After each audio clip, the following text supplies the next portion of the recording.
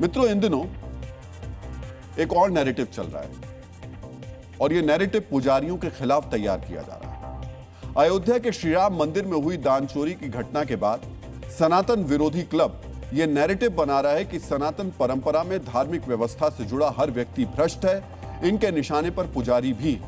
इसलिए आज हम सनातनी धार्मिक व्यवस्था पर चोट पहुंचाने वाली ऐसी सोच की वैचारिक मरम्मत करेंगे। मित्रों, हर धर्म की अपनी विशिष्ट पूजा पद्धति और नियम होते हैं। हर पूजा पद्धति में धार्मिक विधान करने वालों की भूमिका तय होती है। सनातन में धार्मिक पूजा पाठ का दायित्व पुजारियों पर है।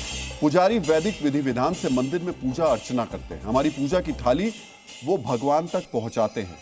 भक्त और भगवान के बीच आस्था का पुल बनते हैं। पुजारी भक्त और भगवान के बीच आस्था और विश्वास की कुंजी होते हैं। लेकिन अब पुजारियों को अविश्वास के दायरे में धकेला जा रहा है। दान चोरी के नाम पर उनकी जेब, जी हां, पुजारियों की जेब काटी जा रही है। हरिद्वार के मनसा देवी मंदिर प्रशासन ने सख्त नियम लागू करने की घोषणा की है। नियम क्या है, इसे समझिए। अब मनसा देवी मंदिर में पूजा कराने वाले पुजारियों के कुर्ते में जेब नहीं होगी। मंदिर में पुजारियों के लिए बिना जेब वाला ड्रेस कोड लागू किया गया। मित्रों, यह सिर्फ एक मंदिर का मुद्दा नहीं है। मध्य प्रदेश में आगर मालवा बगलामुखी मंदिर में दान राशि में गड़बड़ी की शिकायत के बाद अखिल भारतीय अखाड़ा परिषद के अध्यक्ष महंत रविंद्र पुरी ने देश के सभी मंदिरों में सभी पुजारियों के लिए ऐसी व्यवस्था लागू करने का सुझाव दिया है। सुनिए महंत रविंद्र पुरी ने क्या कहा। आपने देखा होगा नाना प्रकार के हमारे पास रोगी भी आते हैं, बोले गुरुजी मेरा ये जाप करो, मेरा हवन करो। अब उसमें पंडित जी ने जेब में कुछ रख दिया, बड़ा इश्यू बन जाता है। मैं कहना चाहूंगा ये उचित नहीं है। और देखिए, जहाँ चोरी हुई है, घोटाला हुआ, वहां तो ठीक है, लेकिन अब तो पूरे भारत में अलग अलग मंदिरों की क्लिप निकल आती है। और इसीलिए मैंने मनसा देवी मंदिर हरिद्वार में उत्तराखंड में मैंने ये किया कि जितने पुजारी है, कोई भी पुजारी अपनी यूनिफॉर्म का जेब नहीं रखेगा।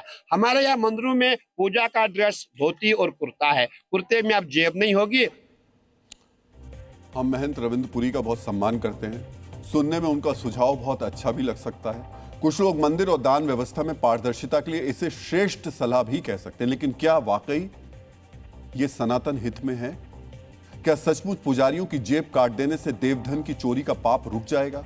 क्या आराध्य और आस्तिक के बीच आस्था का पुल कहे जाने वाले पुजारी ही दान चोरी का अधर्म कर रहे हैं? ये बड़े सवाल हैं।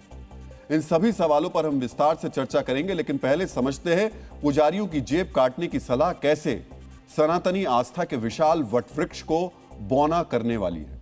इसे समझने के लिए हमें सबसे पहले सनातनी धार्मिक व्यवस्था में पुजारियों की भूमिका और उनके महत्व को समझना होगा। अपनी सांस्कृतिक विरासत को जानना होगा। पुजारी या पुरोहित परंपरा का आरंभ वैदिक यज्ञ परंपरा से माना जाता है। यानी इस परंपरा की जड़ें आज से करीब 4000 साल पहले वैदिक काल से जुड़ी हुई है। ऋग्वेद की प्रथम ऋचा यानी मंत्र में ही यज्ञ के पुरोहित का उल्लेख है। इसमें कहा गया है कि मैं अग्निदेव की स्तुति करता हूं, जो यज्ञ के पुरोहित दिव्य ऋत्विज आहुति को देवताओं तक पहुंचाने वाले, श्रेष्ठ कल्याण और समृद्धि प्रदान करने वाले। मनुस्मृति में कहा गया है कि पुरोहित यानी पुजारी का मूल धर्म वेद ज्ञान है, केवल कर्मकांड नहीं। ऋग्वेद को मानव इतिहास की सबसे पुरानी जीवित धार्मिक परंपरा माना जाता है। उसकी ऋचा पुजारी का महत्व बताती है। पुजारी आहुति को देवताओं तक पहुंचाता है, यानी वो याचक और देवता के बीच का सेतु है। यह विश्वास और परंपरा करीब 4000 साल पुरानी है। वैदिक यज्ञों में पुजारी के ऋत को ऋत्विज कहा जाता है। ऋग्वेद में अग्नि देवता को ही प्रथम पुजारी कहा गया है।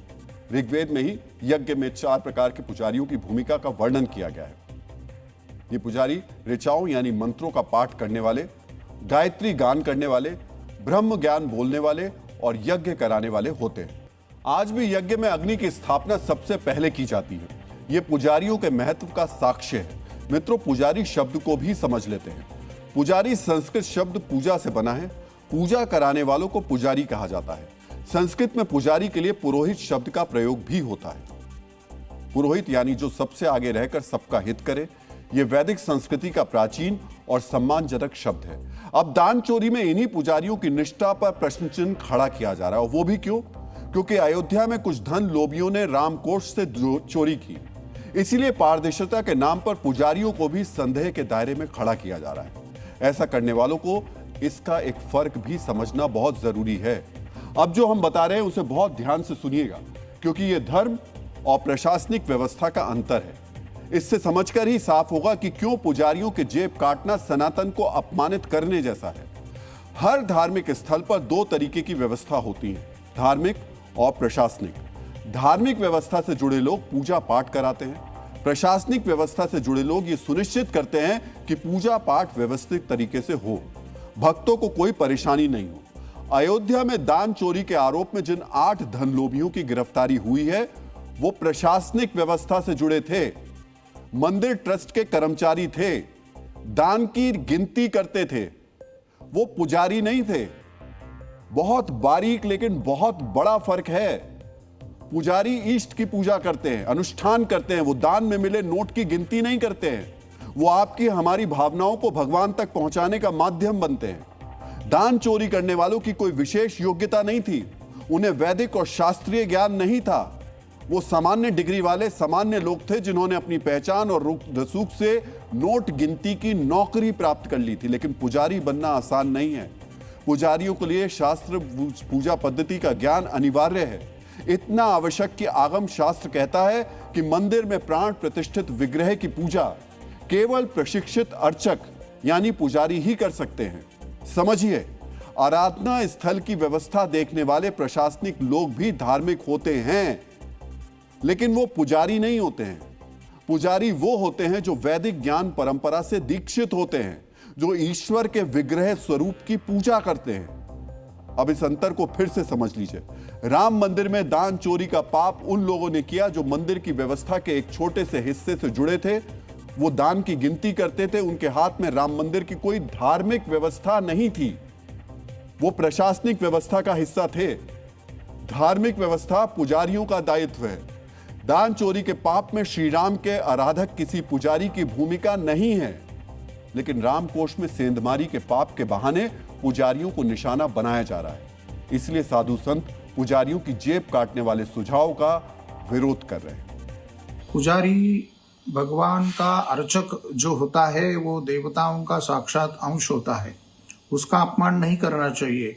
और मंदिर में जो भी चढ़ावा आता है वो सब ट्रस्ट के पास चला जाता है।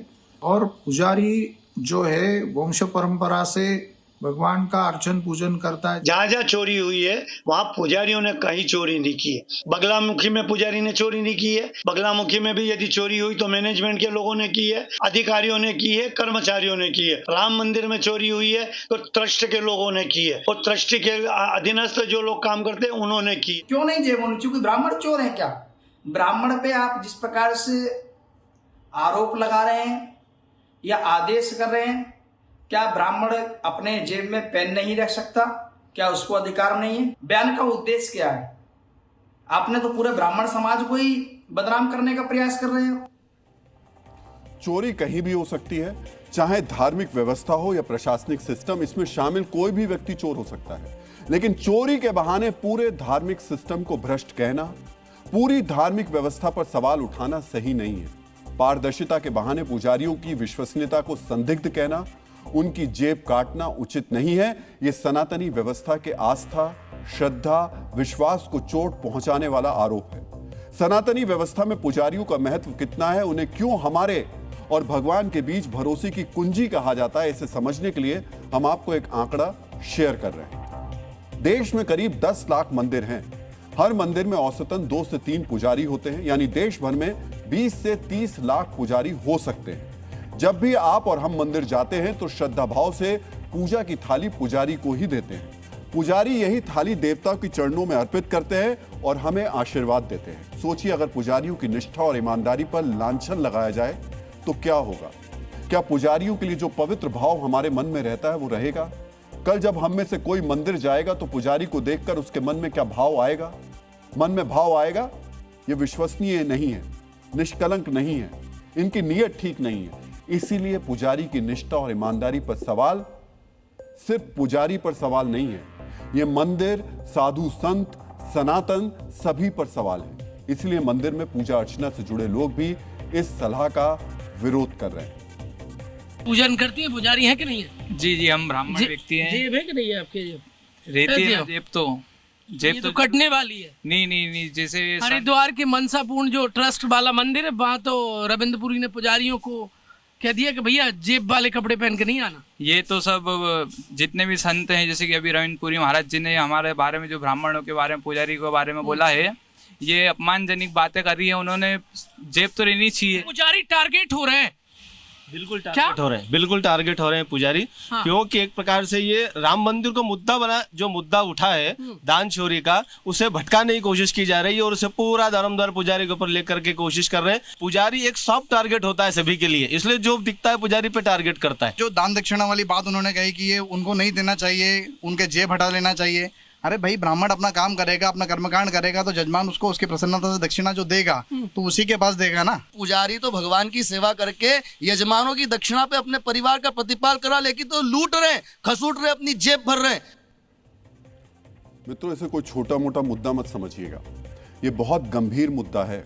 आपने देखा फ्रांस 24 किस तरीके से छत्रपति शिवाजी महाराज के बहाने हिंदुत्व को टारगेट कर रहा है, मुसलमानों को डरा रहा है, अंतर्राष्ट्रीय स्तर पर साजिशें रची जा रही हैं। ऐसे में अयोध्या में भगवान राम के मंदिर में जो महापाप हुआ, उसके बहाने कुछ लोग पूरा का पूरा एजेंडा इसे धार्मिक दृष्टि से बनाकर प्रोजेक्ट करने की कोशिश कर रहे हैं। और देखिए, हुआ भी यही। अब रह देकर वो व्यक्ति जिससे कोई मतलब नहीं था, पुजारी, उनको टारगेट किया जा रहा है, उनकी विश्वसनीयता पर सवाल उठाए जा रहे हैं। ये एक बहुत गंभीर मुद्दा है। जी न्यूज़ इन मुद्दों को बिल्कुल छोड़ता नहीं है। हम अपना स्टैंड लेते हैं और उस स्टैंड पे कायम रहते हैं। हम पुजारियों के साथ हैं। हमने आपके लिए देश भर के 29 लाख से ज़्यादा पुजारियों के लिए एक संवाद तैयार किया है। हम लोग ग्राउंड पर गए, तमाम पुजारियों से, साधु संतों से मिल करके हमने एक विशेष कार्यक्रम तैयार किया है। कल सुबह 9 बजे जी न्यूज़ पर यह कार्यक्रम आएगा। इस संवाद को बिल्कुल मिस मत कीजिएगा, क्योंकि यह आपकी आस्था से जुड़ा हुआ है। ये जो थाली लेकर जाते हैं ना मंदिर में आप, वो जो मंदिर में आपके तिलक लगाते हैं माथे पर, ये उनकी विश्वसनीयता पर सवाल है। इस कार्यक्रम को देखिएगा और हमें राय जरूर दीजिएगा। अगर आपकी राय हमें मिलती रही तो इस मुहिम को हम लगातार जारी रखेंगे।